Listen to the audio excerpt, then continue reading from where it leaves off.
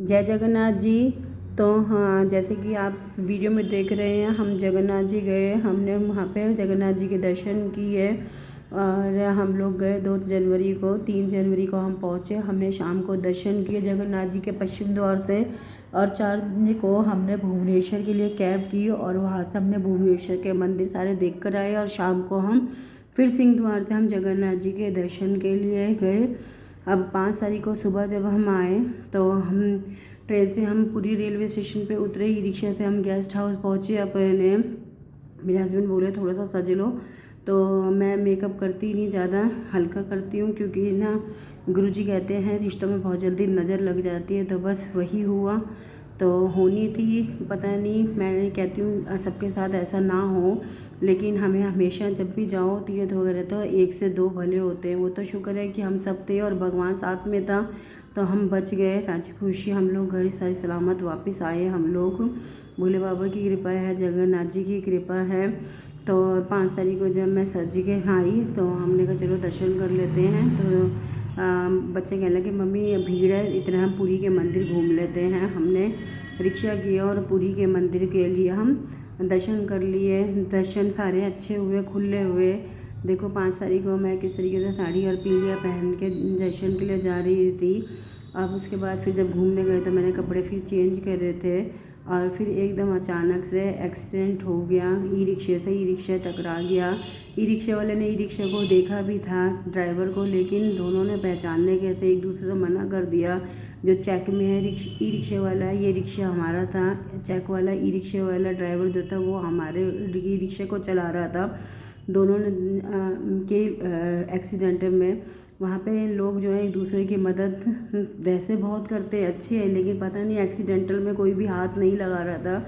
Husband मेरे 15-20 minute तक जो थे सड़क पर पड़े रहे और उनको काफ़ी ब्लड भी निकल रहा था, कान से ब्लीडिंग हो रही थी। बच्चे हेल्प और एम्बुलेंस चला रहे थे, लेकिन मैं सिर्फ भोले बाबा और अपने भोले बाबा को बुला रही थी। तो और मैंने फिर जगन्नाथ से उनसे सबसे माफ़ी मांगी। वीडियो मैंने सारे नंबर और वो भी दिखाए हैं आपको, प्रूफ्स।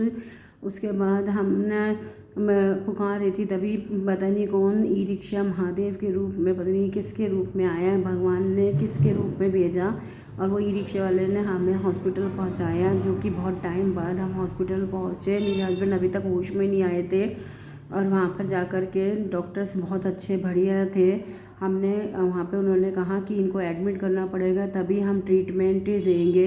ई रिक्शे वाले ने उन्हें एडमिट करा कर चला गया और मैं उसे ढूंढती रह गई। वो भगवान ही आए थे लगता है, उन्होंने एक पैसा भी नहीं लिया ई रिक्शे वाले ने। अब CT स्कैन कराया गया, वहाँ पे एक्सरे और अल्ट्रासाउंड नहीं था। पुरी के डॉक्टर्स अच्छे थे लेकिन फैसिलिटीज़ कम है पुरी के। अब वहाँ पे मुझे पुलिस को हमने कंप्लेंट करी तो पुलिस कहती है पुलिस स्टेशन में आओ। मैंने कहा हम 2 ही बंदे हैं, अब आप ये बताइए हमें किस तरीके से आ सकती हूँ।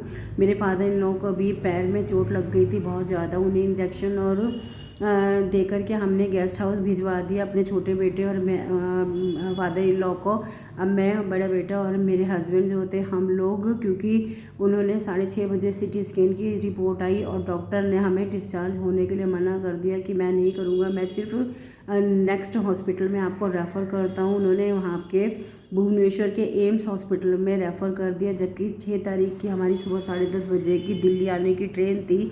इसमें बहुत ज़्यादा, लेकिन हाँ उन्होंने कहा लेके जाना, 30 घंटे का रास्ता, बहुत मुश्किल हो जाएगी, आपको पहले जाना ही पड़ेगा हॉस्पिटल एम्स में। वहाँ पर ही न्यूरोसर्जन है, क्योंकि पुरी के हॉस्पिटल में कहीं पे भी न्यूरोसर्जन डॉक्टर प्राइवेट सरकारी कहीं पे भी नहीं है। हमने बहुत पता करा, नहीं मिला।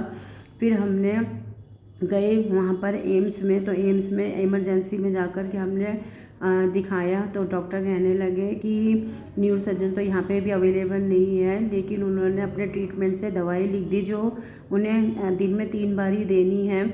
और जो कंधे के पास उनकी पूरी बॉडी का वहाँ पर एक्सरे हुआ, अल्ट्रासाउंड हुआ, जहाँ पे हल्का सा फ्रैक्चर आया है। डॉक्टर कह रहे थे कि 6 हफ्ते में ये अपने आप ठीक हो जाती है। कंधे के पास की कैल्विक बोन कुछ बता रहे थे, नहीं तो फिर हमें ऑपरेशन करना होगा। लेकिन पुलिस ने वहाँ पे आकर के हमें बहुत फ़ोन करके परेशान किया, कहने लगी रिटर्न में आकर के FIR। जब मैंने कहा मेरे पास टाइम नहीं है, आप ये सोचिए मैं हॉस्पिटल में अपने हस्बैंड के पास रहूँ या मैं आपके साथ अगर हम 2 ही बंदे होते तब क्या होता है। मैंने उन्हें बहुत समझाया लेकिन नहीं माने।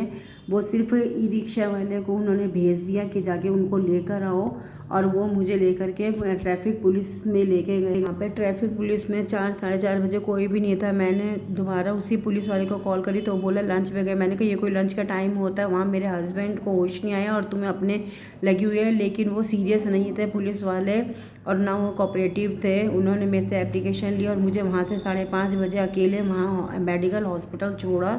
मैं अकेली आई वहाँ रिक्शे में।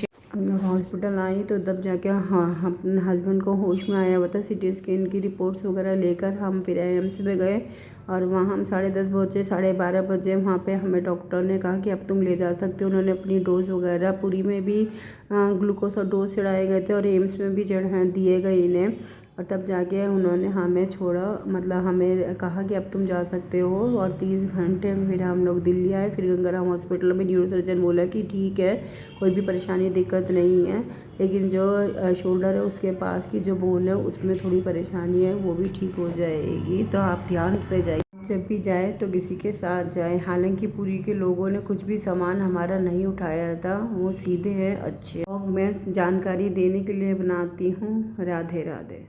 बाबा बाबा बाबा बाबा बाबा